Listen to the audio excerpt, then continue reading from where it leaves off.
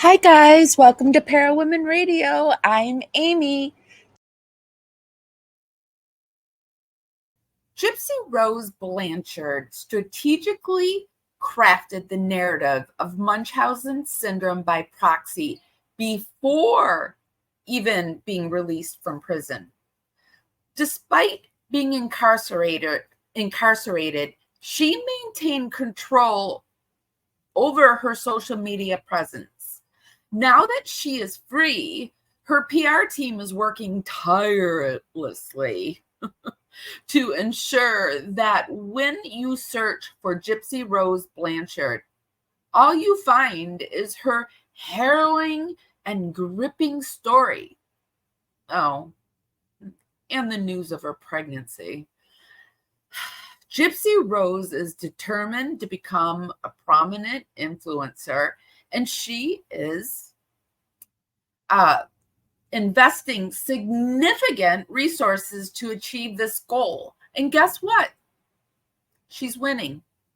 So let's get into it. I'm going to roll some credits while I wait for everybody to roll in. We just got 20 new dragonflies, so welcome, welcome, welcome. We have a new wrench, Laura Lynn, welcome. And a huge shout out to my replay crew. I don't think the rain can wash this away. This wound is too deep to heal now. But don't worry about me, I'll paint on my smile. This world is too shallow to drown me.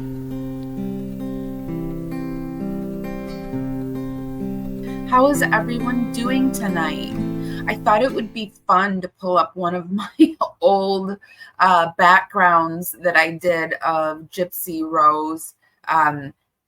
When I created it, she was still with Ryan, and how little did I know that canceled was actually going to mean something else altogether. It was more like when the media and everybody was jumping on Ryan and canceling him. But now it's something else in its entirety. Okay, so tonight I thought we would talk about, when I was doing research for the Carly Gibb case, I noticed a disturbing trend that no matter what I type into the search engine, well, I'm using Google, the Google search engine, it comes up positive for Miss Gypsy Rose. I noticed when I was doing the Carly Gregg case that there was a disturbing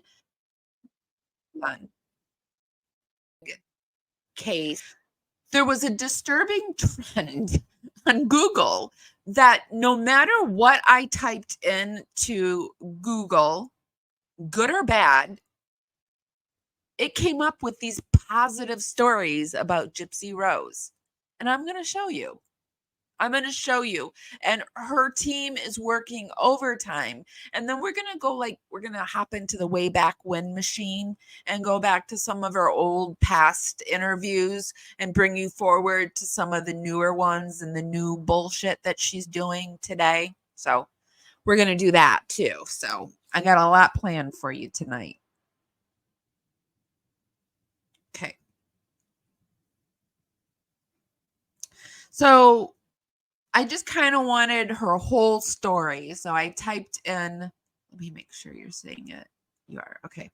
I just typed in Gypsy Rose story summary.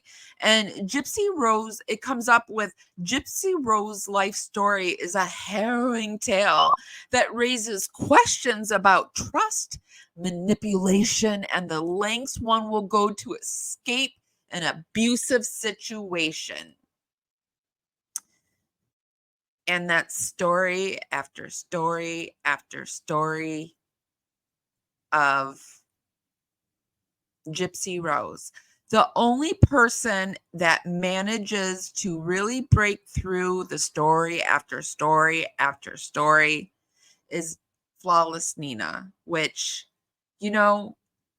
way to go, Nina. Like Nina, and I saw that Without a Crystal Ball broke through too, in the negative thing. Let's go forward. And then I typed in just simply Gypsy Rose Blanchard. What's happening coming up with that? It's all these stories about magical moments and Gypsy Rose Blanchard's pregnancy and the prison confessions and her childhood and her her TV series, her IMDb, just, not what a convicted murderer who planned her mother's unaliving should come up as, but it's just hearts and roses and beautiful things. And that was me going deep into 4. I went into 4, and this is 1. And of course, it's her Wikipedia and all her beautiful things, and nothing bad. Nothing.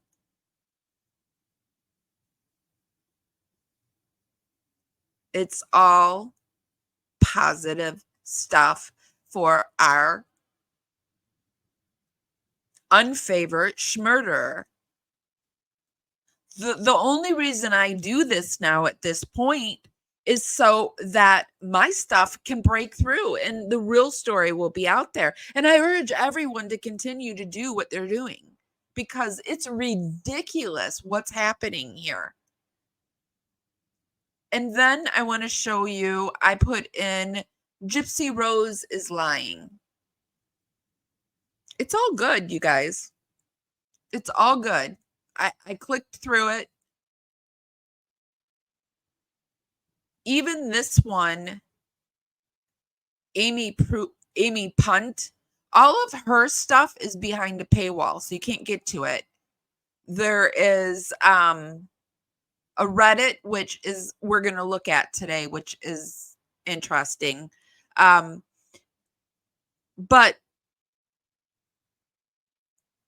it's all good stuff. And the only person that manages to break through is Flawless Nina.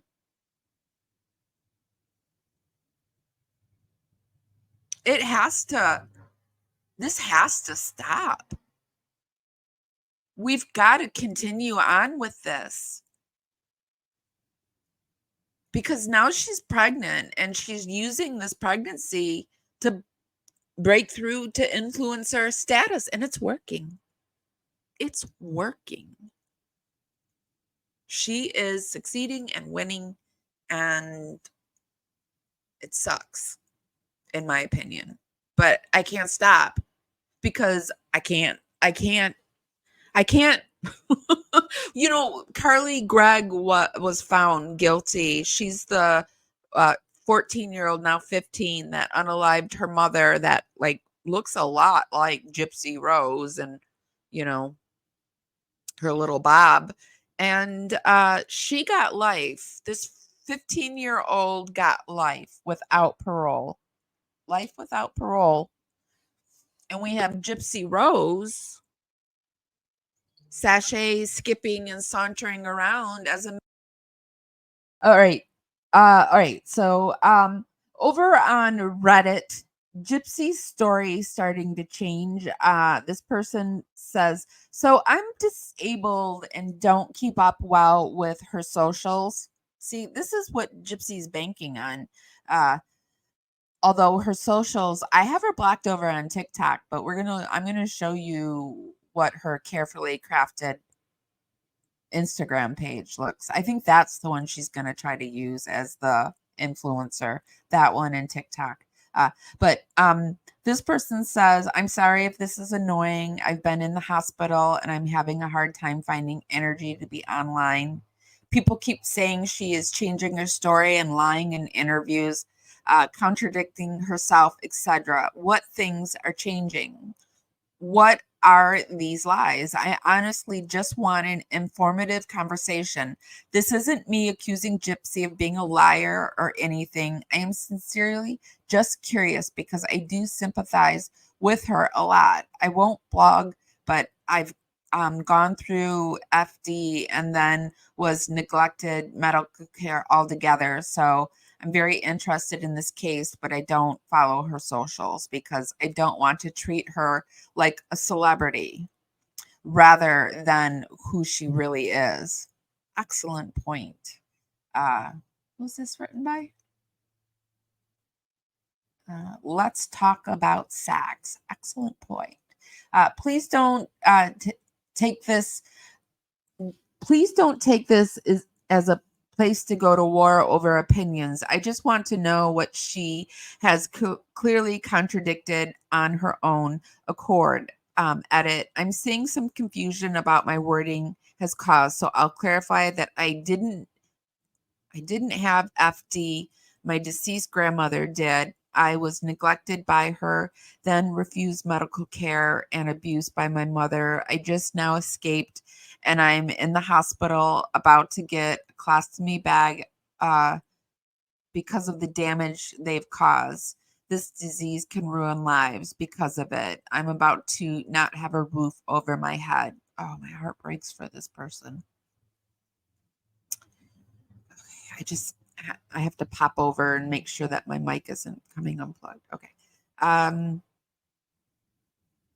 Answers are, there are several examples. One clear one is she repeatedly said in the past that she had sex with Nick in a movie theater bathroom while her mother was waiting in the theater. In the most recent documentary, this was 8 months ago, by the way, you guys, she now says that she didn't have it because he couldn't get it up. Weird details to change, but she did change it. She sure did, didn't she? Another one that comes to mind is she at one point said Ken, an earlier prison fiance she clearly likes way more than Ryan, dumped her and broke her heart, but later says she dumped him. Let's skip past all the Ken conversation because this is in past tense of Ken. I think it's a perfect example of her trying to change history. She knows that she will forever be tied to Nick, but now that she is remarried, she is trying to pretend to have a life that she doesn't actually have.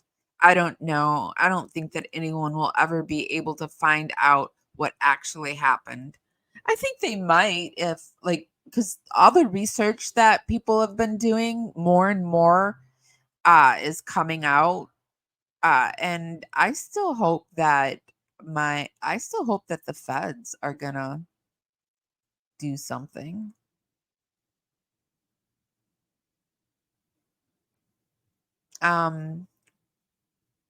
This person says, not to mention she testified that they had, they're talking about the sex still. So that was a big one for this Reddit thread. Another one is early on, the story was that she was chained. This is a big one too, to a bed by an actual chain, but later it became handcuffs and a dog leash instead, probably because she couldn't explain how a chain was tied to her. They never even owned a dog though. Why would they have a dog leash? Well, they didn't have a dog at the time. I think they had cats, right? Also, I'm not sure of the logistics of this. Yeah, the dog leash one was a huge one in my opinion, but what do you guys think? I'm going to pop over into chat and then we'll keep going. Okay, so okay.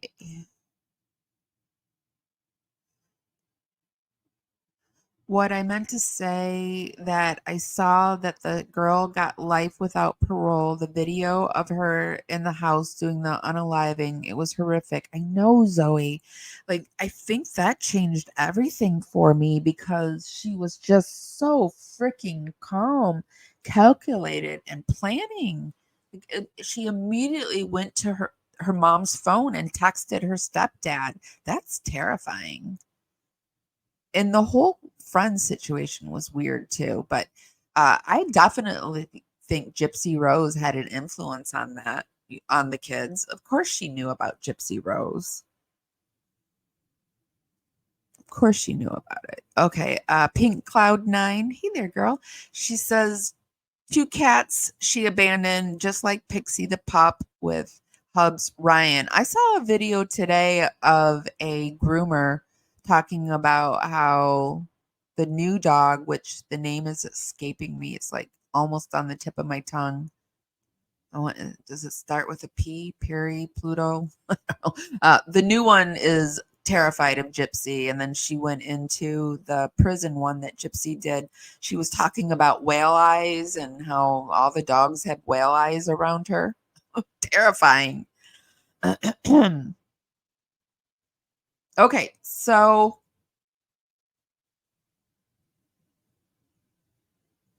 let's start into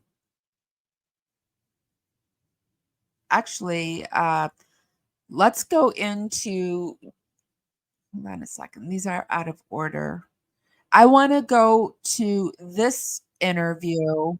Was interviewed, which is an interview that I did over my Livemas last Christmas. And I'm going to do it again. It's where I do a live every day for 25 days. People do Vlogmas, but I'm a live streamer. So I created Livemas. I create things. If they're not out there for me, I create them. And so I created Livemas.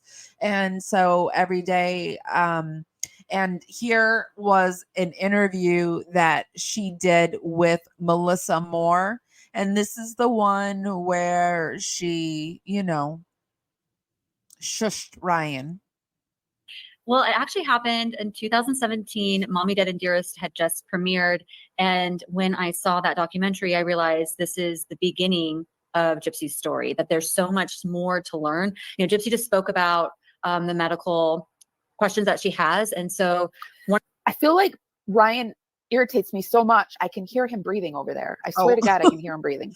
One of the things while doing this documentary was actually getting access to her medical records. So I've probably seen more. Okay, Ryan did annoy me tremendously. I just thought it was so weird and strange that a special needs teacher was interested in a woman that basically looked like a special needs student. So I was really disturbed by all of that. And I also want to break in here to say that this is all my opinion, my research. I urge you to do the same. And this is all for entertainment and educational purposes only. And don't forget to give this live a thumbs up. I forgot to ask you to do that. So give this live a thumbs up. It helps me out. It's just a free way to help me out, and it's really, really appreciated.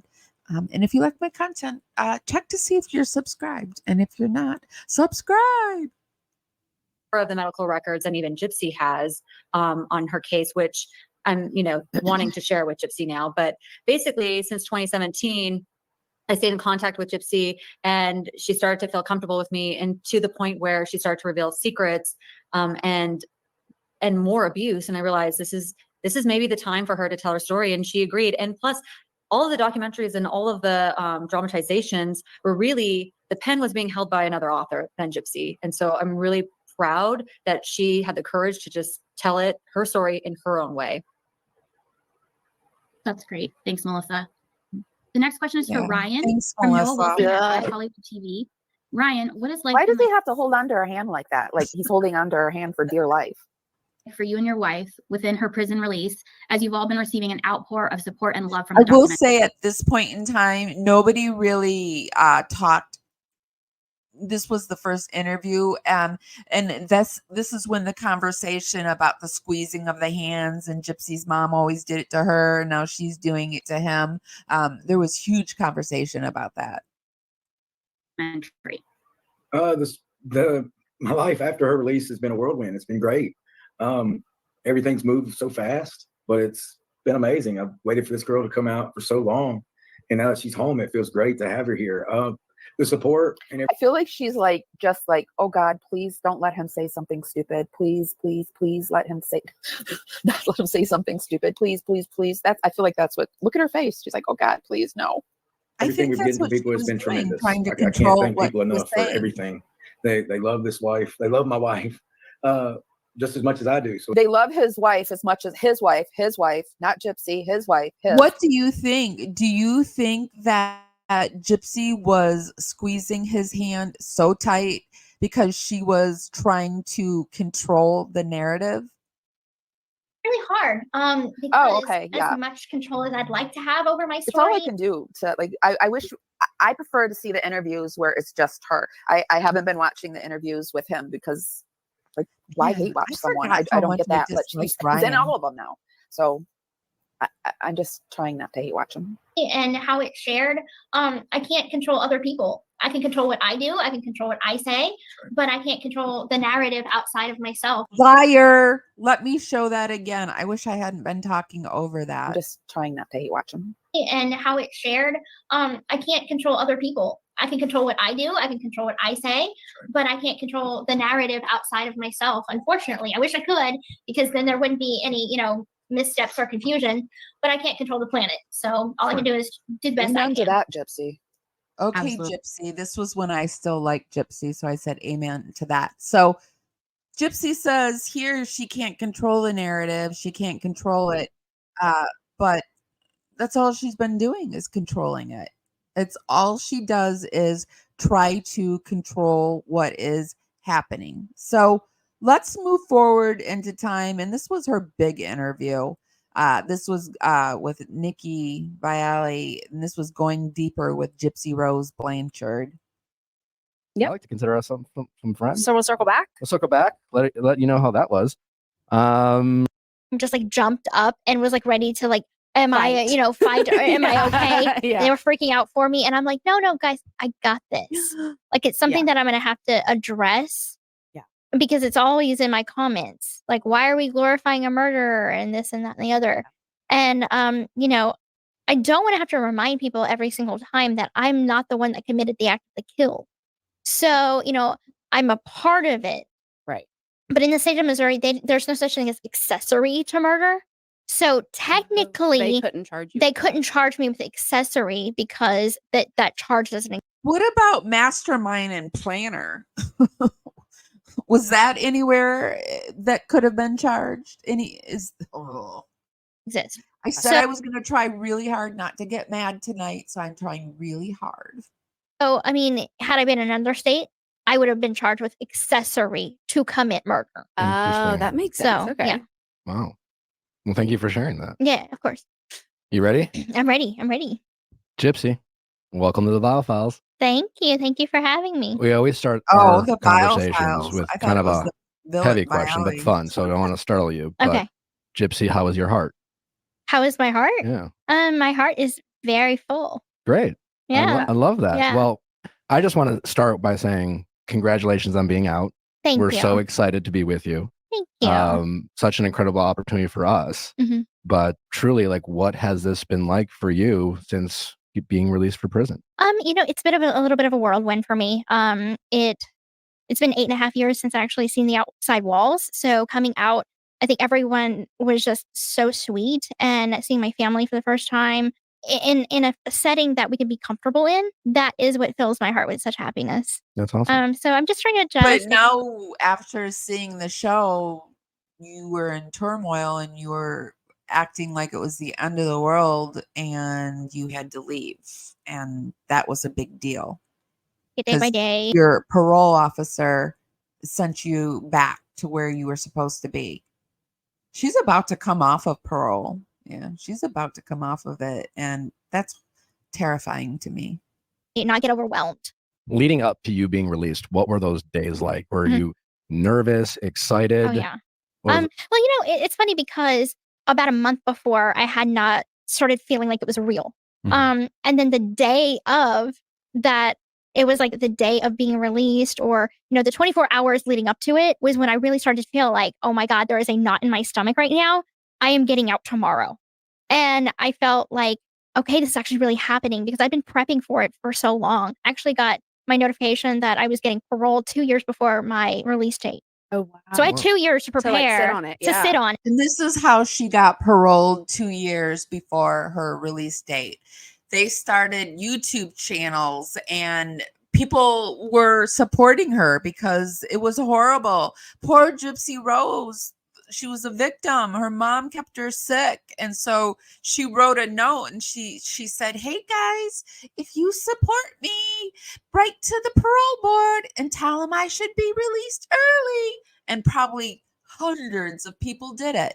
And she got released early. On it Wow. before it actually happened. Was there any part of you that is excited as I'm sure you were to be released? Mhm. You know, you spent 8.5 years there. Something I was so kind of captivated by watching your documentary Mhm. was you referencing that despite being in prison, it was your almost first taste of freedom. You know, It really the ability was. to make friends, to Mhm. do things for the first time. Was there any part of you that almost had any reluctancy to, you know, leave that space and the Mhm. friends, as crazy as it might sound, being in Yeah. prison? Mhm. Was there any nerves? Of course. I mean, I had built a life for myself. I call prison a world within a world because even though it's people have this misconception that prison is the same thing as a jail, and it's not. Actually, a jail is confined. It has cells. There's toilets in the room. But prison, you actually have a key to your room. Yeah, they keep it as much homey, I guess you could say, quote unquote, homey for inmates as possible. They have jobs in prison. They have activities. Actually, we even had a Super Bowl party last year. So, I mean, prison is a world in itself. So we know that Gypsy Rose said she enjoyed prison, and Gypsy Rose liked to hang out with the chomos, and she liked to narc, and she had a great old time in prison. And who can forget this interview? So, Gypsy Rose Blanchard made worldwide headlines when she was convicted of orchestrating her mother's murder in 2015, claiming that she did it to escape a lifetime of relentless child abuse. Now, for the first time, she's telling her story in her own words in the new documentary series, The Prison Confessions of Gypsy Rose Blanchard. Take a look. I remember my mom said, have Gonna fast forward through that so I don't get copyright strict. On first-degree murder. I played a part in asking him to commit the murder. That I don't want to do. Okay, here we go.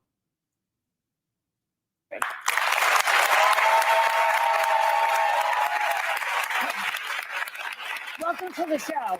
Nice to have you here. So, you were released from prison just a week ago. Yes, that is correct. I mean, that's just, like yesterday. Right. You served 8 years of a 10-year sentence. Number one, how are you doing? Number two, you say that prison changed you. How did that happen? Tell us about it. Well, I'm doing great. I'm in New York City for the first time. I'm enjoying my freedom. I'm taking it day by day. It feels really, really nice to be out in the free world. How did prison change you? Prison actually was very helpful for me. I always say that if I didn't go to prison, I don't think that I would have acclimated to the outside world as easily as I have now.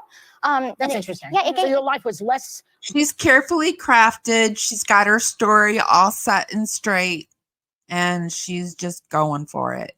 The world than prison. You said you were more free in prison. Yeah, The freest you'd I ever felt was, was the first day you were in prison. Wow. Saying that she was more free in prison was a way for her to draw sympathy.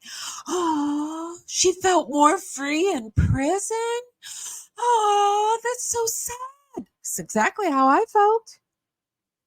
Tells you a little bit about the mindset. Yeah. But Gypsy Rose, you suffered for years as a victim of Munchausen syndrome by proxy. Your mother, Dee Dee, tricked everyone, doctors, your family, the community, into believing you were chronically ill when in fact you were perfectly healthy. Right. She claimed you had leukemia, muscular dystrophy, forced you to shave your head, use a wheelchair, insert a feeding tube. What was your mindset under your mother's control? My mindset was very submissive. I always wanted to please my mom. I grew up as a people pleaser, and that's something that I've actually worked really hard to change over the last couple of years. But I just never wanted to risk disappointing her or making her mad. Well, she also toyed with your emotions Very as she much would so, favor the cat. Yes. over you There was a and- lot of manipulation tactics going on to where I felt like if I did something that she didn't like, she would take away her love. When all a child wants is love. So playing off your very existence and your instincts, she manipulated you from the day you were born. But how do you think she was able, you had your most painful surgery was when your salivary glands in your neck were removed because your mom convinced doctors that you were drooling too much. Yes. When in fact she had put something on your gums to numb you and you were drooling. How I did would she? say this is another one of her biggest lies that's been debunked. convince doctors to do these things? You know, I just don't understand myself. And that's something that it's going to be hard to understand going forward, because I have to live with those things now. I have to live with the scars on my body and look in the mirror and know where that came from. And so it's not only a emotional trauma, but it's a physical trauma.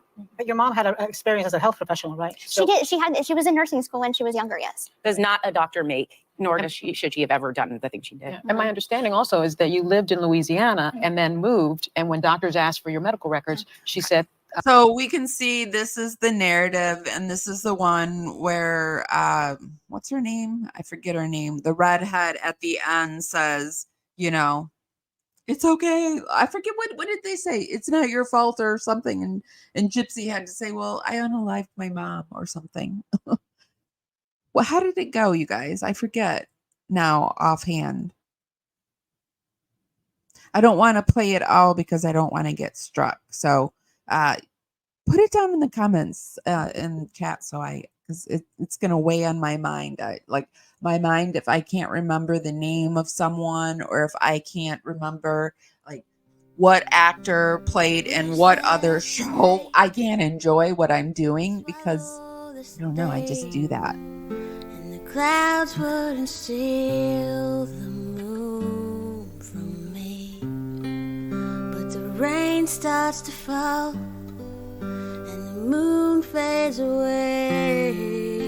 This wound is too deep to heal now.